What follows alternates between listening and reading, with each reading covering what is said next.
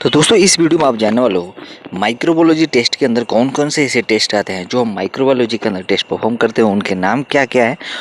और उसमें मैं कुछ इंपॉर्टेंट टेस्ट के नाम बताने वाला हूं जो सबसे इम्पोर्टेंट माना जाता है एक लैब के लिए। तो आप लोग चैनल को सब्सक्राइब नहीं किए हैं तो फ्री में चैनल को सब्सक्राइब करना है, साथ ही साथ बेल आइकन को ऑन कर देना है। और आप मुझे सोशल मीडिया पे भी फॉलो कर सकते हो, जैसे इंस्टाग्राम, फेसबुक या ट्विटर पे, तो वहाँ से मुझसे बात हो जाएगी। तो सबसे पहले हम बात करेंगे माइक्रोबायोलॉजी में स्टेनिंग के बारे में, यानी कि इसमें कौन कौन से ऐसे स्टेनिंग होते हैं जो माइक्रोबायोलॉजी के अंदर हम स्टेन करते हैं। तो दोस्तों जो सबसे पहला और पॉपुलर स्टेन होता है वो होता है ग्राम स्टेन। यानी ग्राम स्टेन हम माइक्रोबायोलॉजी के अंदर करते हैं, जिससे कि स्पुटम वगैरह या और भी स्लाइड जो होता है स्टेन किया जाता है। उसके बाद से जिल नेल्सन स्टेन किया जाता है।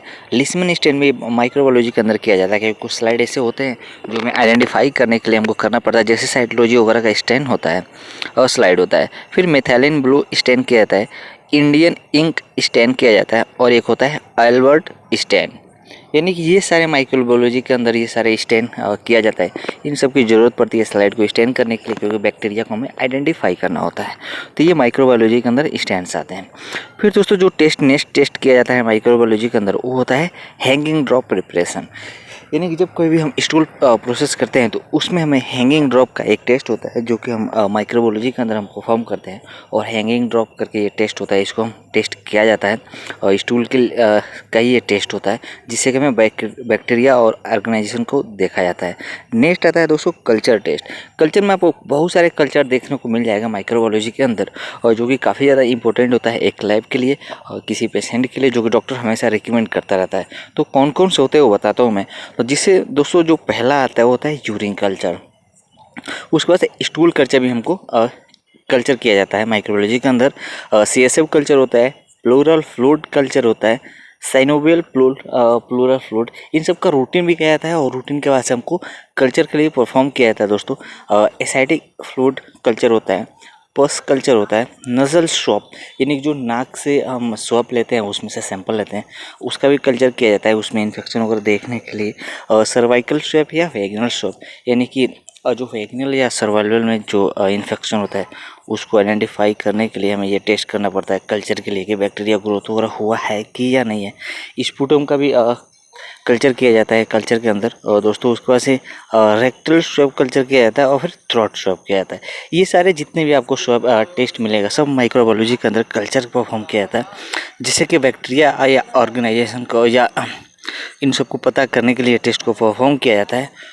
और ये काफ़ी ज़्यादा सेंसिटिव टेस्ट होता है, इसके ऊपर काफ़ी सारे ड्रग्स के द्वारा ये टेस्ट परफॉर्म किया जाता है कि पेशेंट को कौन सा ड्रग्स इस्तेमाल किया जाए, किस प्रॉब्लम है। अगर ये पॉजिटिव अगर आता है या ग्राम पॉजिटिव होगा ये सब अगर आता है तो डॉक्टर उसके आधार पे ट्रीटमेंट या मेडिसिन चालू करता है।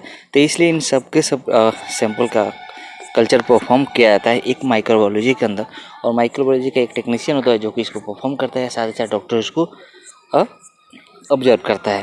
तो ये सारे कुछ कल्चर टेस्ट होते हैं। उसके बाद से आता है दोस्तों फंगल स्क्रैपिंग टेस्ट।